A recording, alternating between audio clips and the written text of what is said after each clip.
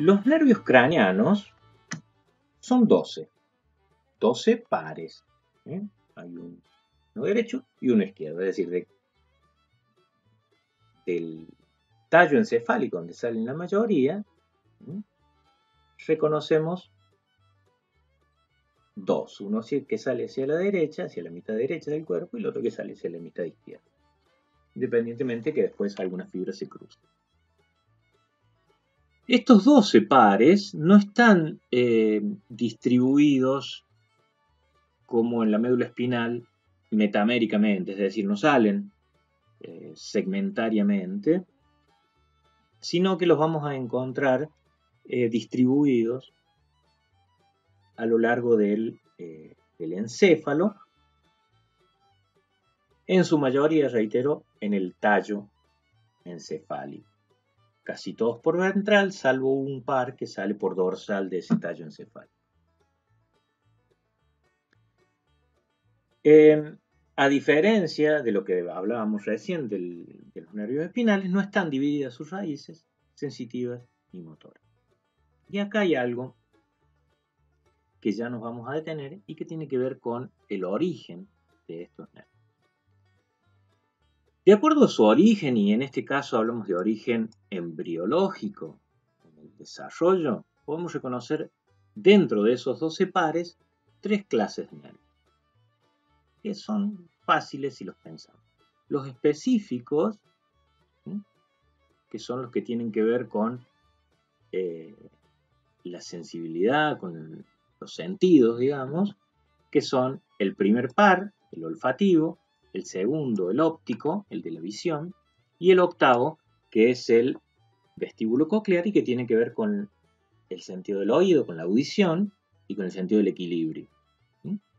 Esos 3 nervios, esos 3 pares de nervios, contienen solamente fibras aferentes, sensoriales.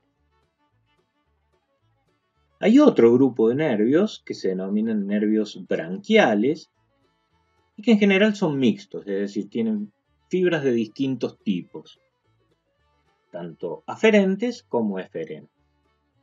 En ese caso tenemos el quinto, el séptimo, el noveno y el 10º par, y aquí entre paréntesis el 11º par, que si bien embriológicamente surge como un nervio branquial, pierde en algún momento su parte sensitiva y termina siendo solamente motor.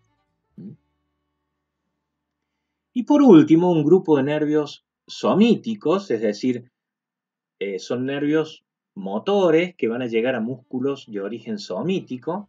Si ustedes recuerdan, en el embrión se forman unos segmentitos que se denominan somitos. Ese grupo de nervios serían más o menos como los espinales, solo que sin la parte aferente, sin la parte sensitiva. Son nervios puramente motores, los que van al ojo, a mover el ojo, el globo ocular, y los que mueven la lengua, sería dentro de estos craneanos. Sin embargo, podríamos sospechar que estos nervios que son puramente motores tienen alguna fibra de tipo propioceptiva que les dice cómo está ese músculo antes de generar una respuesta motora, ¿no? Pero bueno, son nervios puramente motores o los vamos a clasificar como puramente motores. Si vemos el encéfalo desde ventral, nosotros podríamos encontrar de los 12 pares, 11 se originan en el tallo encefálico y son los 11 cuyas fibras son mielinizadas, es decir, son nervios que son a simple vista de color blanco, porque tienen mielina en su fibra. Y en primer par, que es el que vimos hace un momento como parte del riñencéfalo basal, que es el nervio olfativo, que es un nervio cuyas fibras no se caracterizan, es decir, que tiene un color, en todo caso, gris rosado o grisáceo. Este primer par, de hecho, tampoco es un nervio, como veníamos viendo, es decir, no existen esas envolturas que habíamos hablado de endoneuro, perineuro, la formación en fascículos, etc. Sin embargo, se clasifica dentro de los nervios craneales. Entonces, el primer par, más rostral, el olfatorio. El segundo par, el óptico. Recuerden el quiasma óptico. El tercer par, el oculomotor. El cuarto, el nervio troclear. El nervio troclear es el único par que sale por dorsal del tallo encefálico. El quinto par, un nervio grueso, que se denomina trigémino. El sexto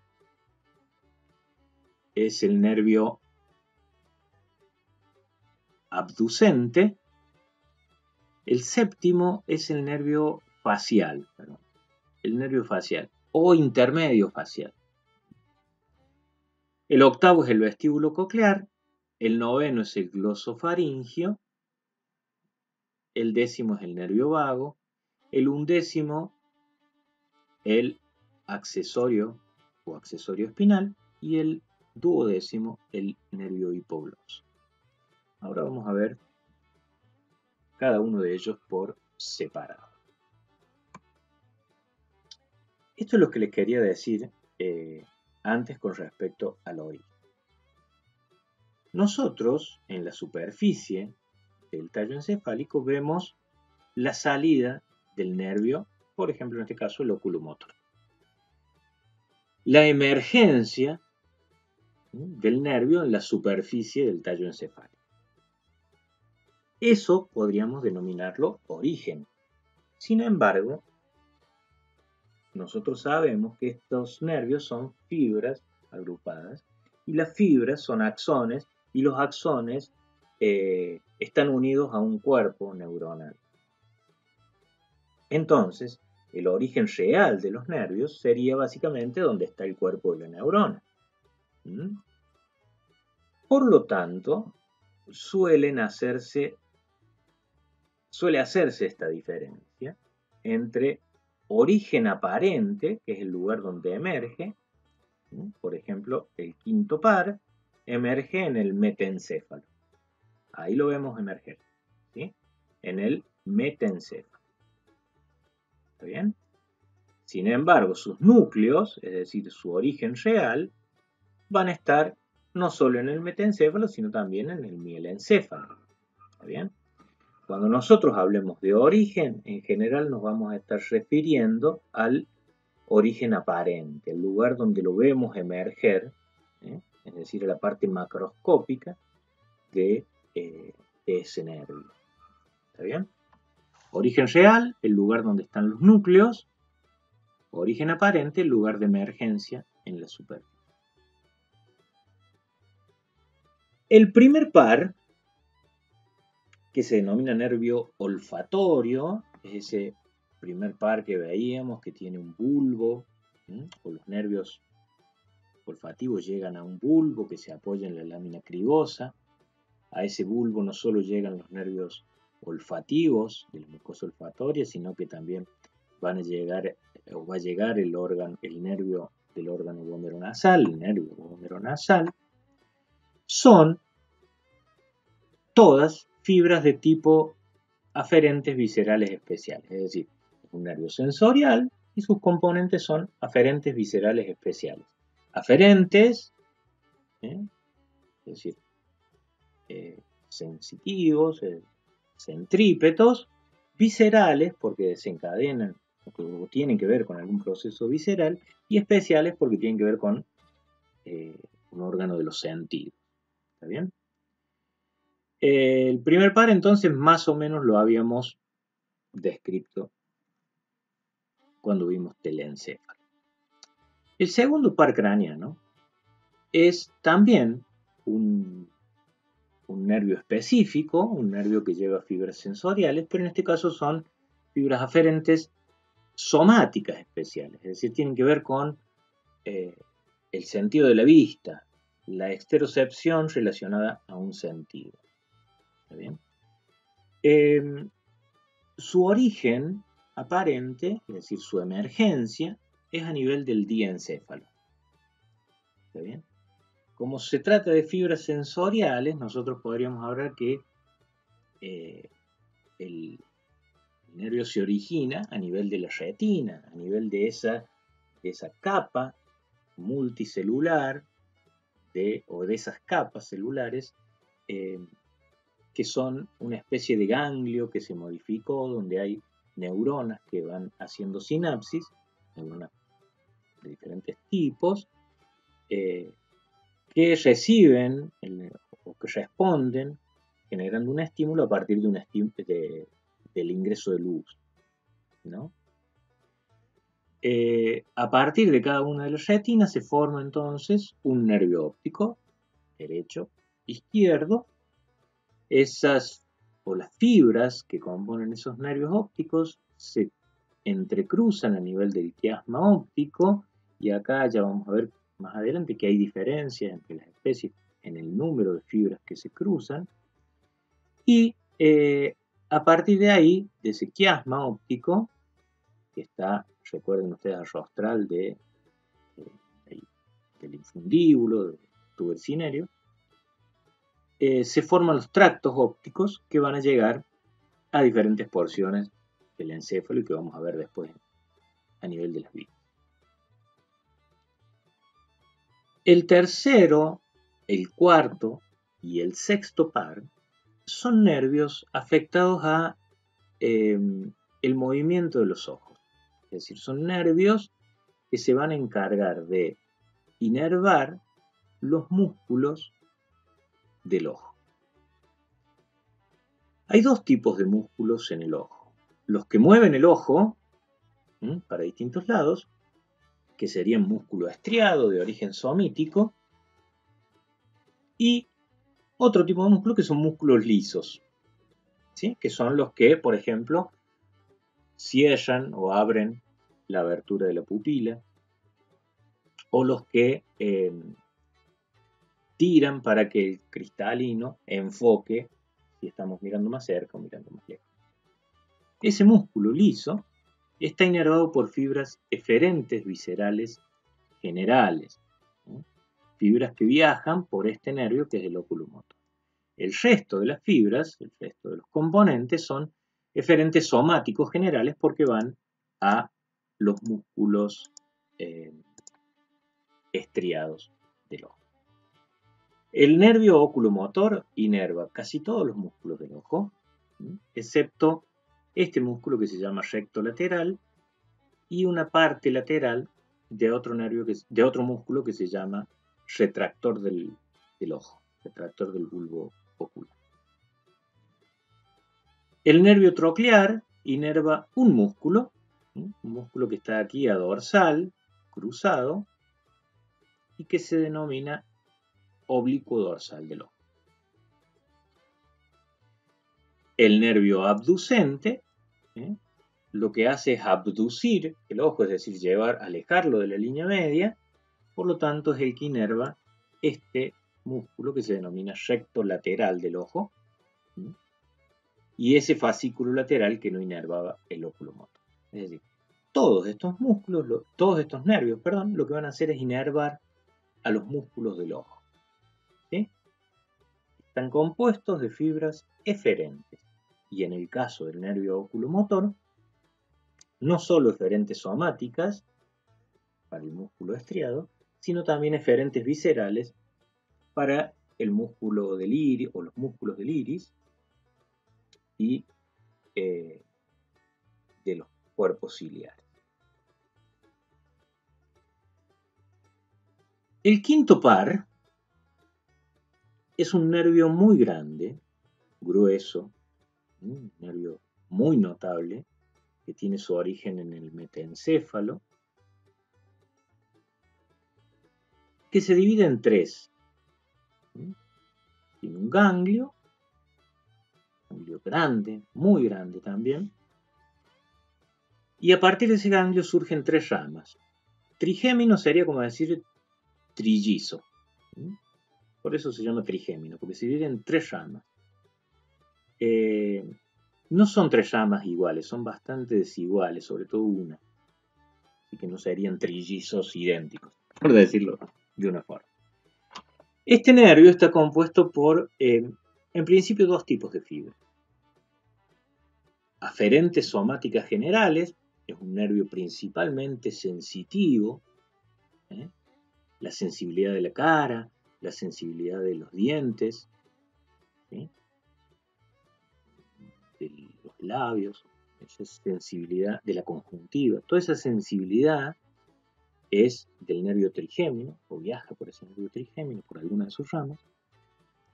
Son fibras aferentes somáticas generales y inerva también los músculos o casi todos los músculos de la masticación que vimos, recuerdan el macetero, el tiroideo, una parte del digástrico, que son músculos derivados de arcos branquiales, por lo tanto son fibras eferentes, motoras, viscerales, especiales. Músculo esquelético derivado de arcos branquiales.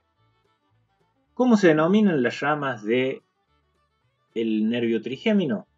La más chiquita, que va a la región del ojo, se denomina nervio oftálmico. Este va a inervar la conjuntiva del ojo. Si nos entra basura en el ojo, esa sensibilidad viaja por este nervio oftálmico. Los senos frontales, ese dolor de la sinusitis, es la rama más delgada del trigémino. Esta rama emerge de la cavidad craneana por el agujero redondo, o por el agujero órbito redondo en el caso de el rumiante y el cerdo. El nervio maxilar es un nervio bastante más grueso, es el que va a inervar los senos maxilares, la mucosa nasal, paladar, los dientes de la arcada superior, etc. También sale por el agujero redondo. Y el nervio mandibular es también una de las ramas gruesas del trigémino, lleva sensibilidad también, la sensibilidad de la cara, de la parte inferior de la boca, incluidos los dientes, y esta rama es motora, es decir, esta rama sería de las tres ramas, la mixta, que lleva parte sensitiva y parte motora, es esta, la mandibular, que va a llevar las fibras eferentes viscerales especiales, las fibras motoras para los músculos de la masticación. Ese es el trigémino. Recuerden ustedes que nosotros al principio del año repasamos algunos agujeros como el infraorbitario, como el mentoniano, que son dos lugares donde se pueden anestesiar las diferentes ramas de este trigémino. El infraorbitario es rama del maxilar, el mentoniano es rama del mandibular, lugares donde se pueden anestesiar para los procedimientos a nivel de la boca. El séptimo par, recuerden que el sexto ya lo vimos con los motores del ojo, el séptimo par es el nervio facial.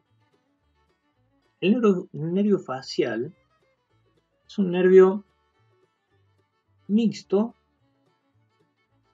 bastante complejo, si bien es principalmente motor, es el nervio de todas las gesticulaciones, es decir, el que inerva los músculos de la mímica. Como esos músculos de la cara son músculos branquiales, su componente es eferente visceral especial, son fibras motoras para músculos branquiales. Tiene fibras también viscerales, eferentes viscerales generales, que son para las glándulas lagrimales, las glándulas salivales, mandibular y sublingual.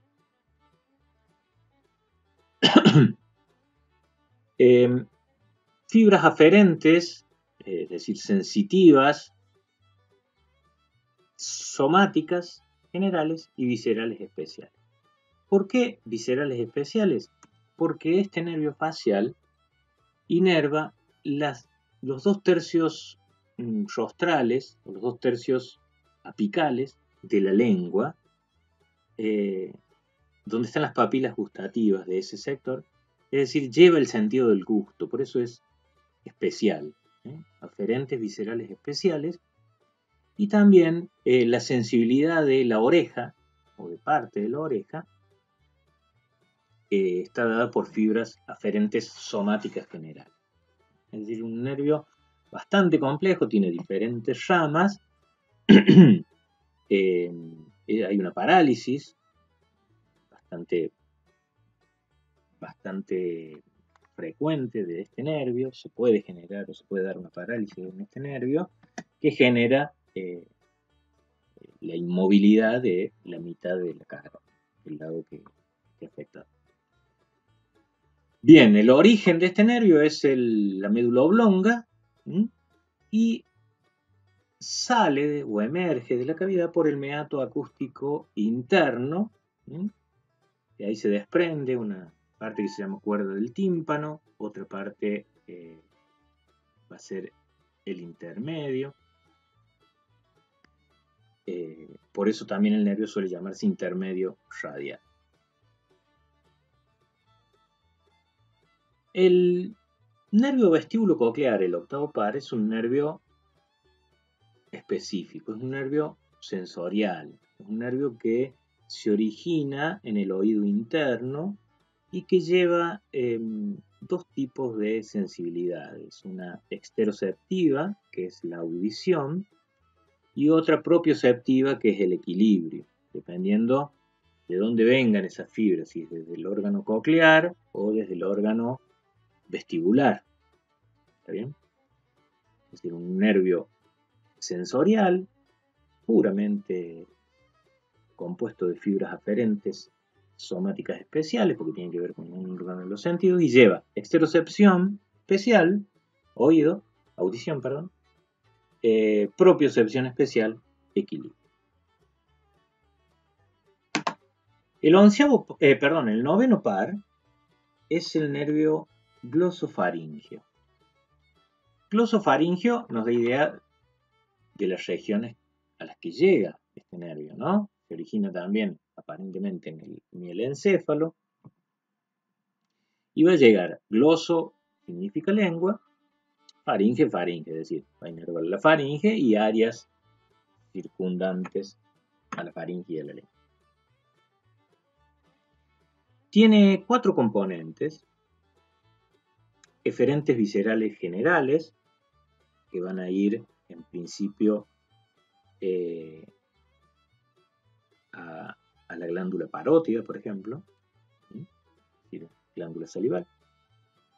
Eferentes viscerales especiales para los músculos de la faringe, el estilo faringeo, por ejemplo. Aferentes viscerales especiales, también participa en el sentido del gusto. El tercio caudal de la lengua está inervado por este glosofaringeo. Y aferentes viscerales generales, ya que inerva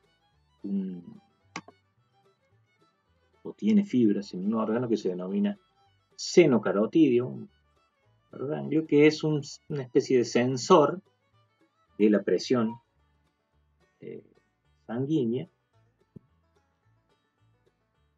y ese tipo de fibras son aferentes viscerales, es decir, tienen que ver con el sistema nervioso autónomo.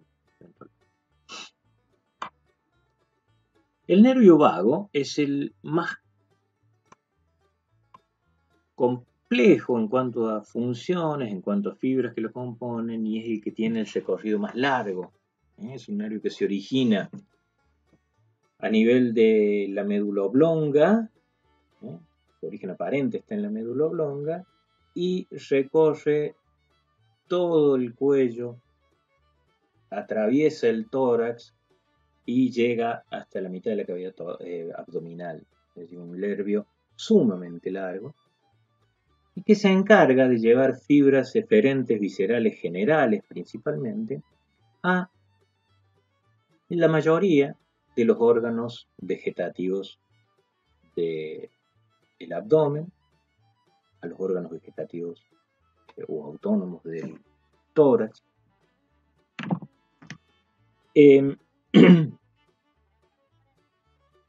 Si nosotros nos ponemos a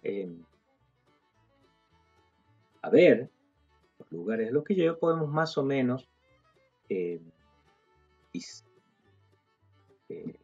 ¿cómo se dice? Discernir, ¿no? Qué tipo de componentes tiene. El nervio vago, una vez que sale por el agujero yugular, da una llama que va a llevar, una llama sensitiva que llega hasta la piel del oído, del meato acústico externo, por ahí. Es decir, son fibras aferentes, somáticas especiales. ¿Sí? Da llamas que se van a distribuir, ¿sí?, con el sentido del gusto a nivel de la faringe, es decir, a caudal de la lengua. En ese caso serían fibras aferentes viscerales especiales. Recibe toda la sensibilidad visceral, es decir, el grado de represión del estómago, el grado de tensión de algún órgano, etc. Es decir, que también tiene fibras aferentes viscerales generales. Inerva a estos órganos, decíamos, corazón, pulmones, bronquios, estómago, etc. Intestino, es decir, es un nervio que lleva fibras eferentes viscerales generales, y también inerva, de manera, o lleva fibras motoras, a algunos músculos de la laringe, y como los músculos, a casi todos los músculos de la laringe, vamos a decir, y como los músculos de la laringe, los intrínsecos, son derivados branquiales, son fibras eferentes viscerales especiales las que componen también este nervio vago. Ahora bien, cuando el vago emerge por el agujero yugular, empieza a repartir las ramas que van al oído, ramas que van a la faringe y a la laringe, un nervio que se llama laringio craneal, que inerva algunos músculos intrínsecos de la laringe, y después continúa dorso lateral de la tráquea, envuelto en una vaina que se llama vaina carotidia, junto con la arteria carótida común y el nervio simpático. Así ingresa al tórax, como nervio vago derecho y nervio vago izquierdo. ¿Ven? Una vez que ingresa al tórax, se desprende de cada uno un nervio que se denomina nervio laringio recurrente, es decir, es un nervio que gira el del lado izquierdo en torno al arco aórtico, el del lado derecho en torno a la arteria subclavia, se desprende del vago y se vuelve hacia la laringe e inerva todas las porciones o todos los músculos intrínsecos caudales de la laringe. ¿Está bien? Nervio laringio recurrente. De hecho, hay un síndrome, una entidad patológica en el caballo que se llama hemiplegia laringea y que tiene que ver con este nervio laringio recurrente del lado izquierdo. Una vez que se desprendieron esos nervios laringios recurrentes ahí a la entrada del tórax, el nervio vago sigue y empieza a dar ramas para el corazón, para los pulmones. Después de pasar por la división de la tráquea, es decir, de los bronquios principales, el nervio vago, que ya está junto con el esófago, de un lado y del otro, se divide en dos. El nervio vago derecho se divide en nervio vago dorsal derecho y ventral derecho, y el nervio vago izquierdo se divide en nervio vago dorsal izquierdo y nervio vago ventral izquierdo, a los costados del esófago. Posteriormente, las dos ramas dorsales, derecha e izquierda, se unen y forman un tronco que se llama tronco vagal dorsal. Y por el otro lado del esófago, las dos ramas ventrales se unen también y forman otro tronco que se llama tronco vagal ventral. Vamos a suponer, este es el esófago.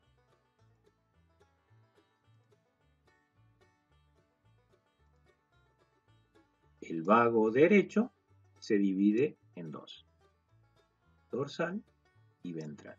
Del otro lado, el vago izquierdo también se divide en dos, dorsal y ventral, del otro lado del esófago.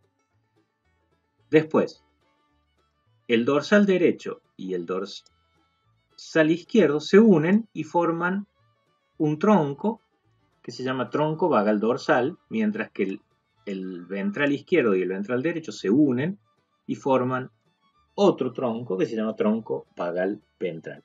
Así, en esa disposición, atraviesan el hiato esofágico, es decir, cruzan el diafragma junto con el esófago. Una vez que cruzaron el esófago, que cruzaron el diafragma, perdón, el tronco vagal ventral empieza a distribuirse en los órganos más craneales del abdomen, hígado, estómago. Mientras que el tronco vagal dorsal empieza a saltar por diferentes ganglios, ¿sí? Recuerden que son fibras viscerales, por diferentes ganglios, y se empieza a distribuir en intestino, riñones, etc. Casi todos los órganos de la cavidad abdominal, salvo los más caudales. Ese sería más o menos el recorrido del nervio vago.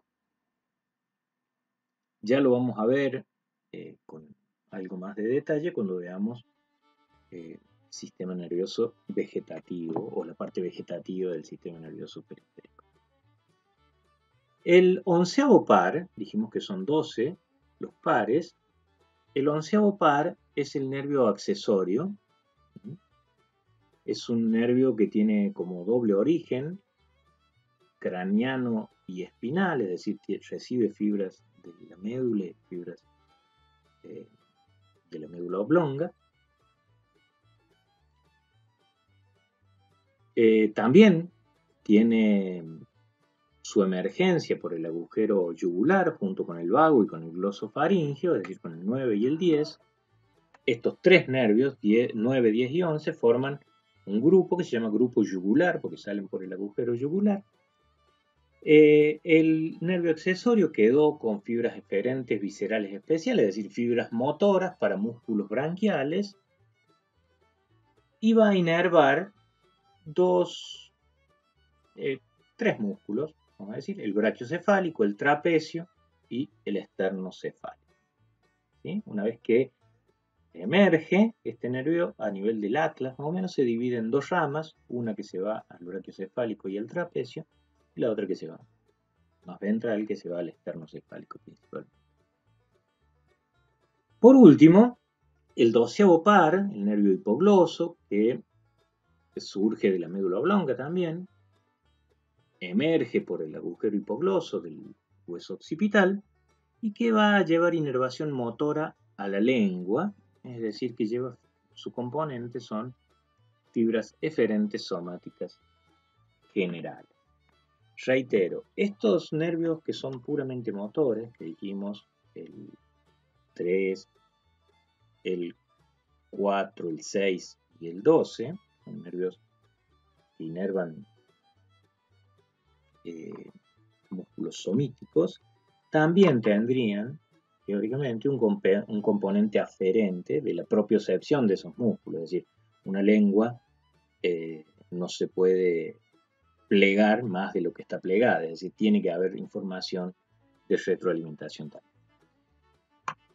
Bien, Este cuadro es un cuadro más o menos resumido, ¿no?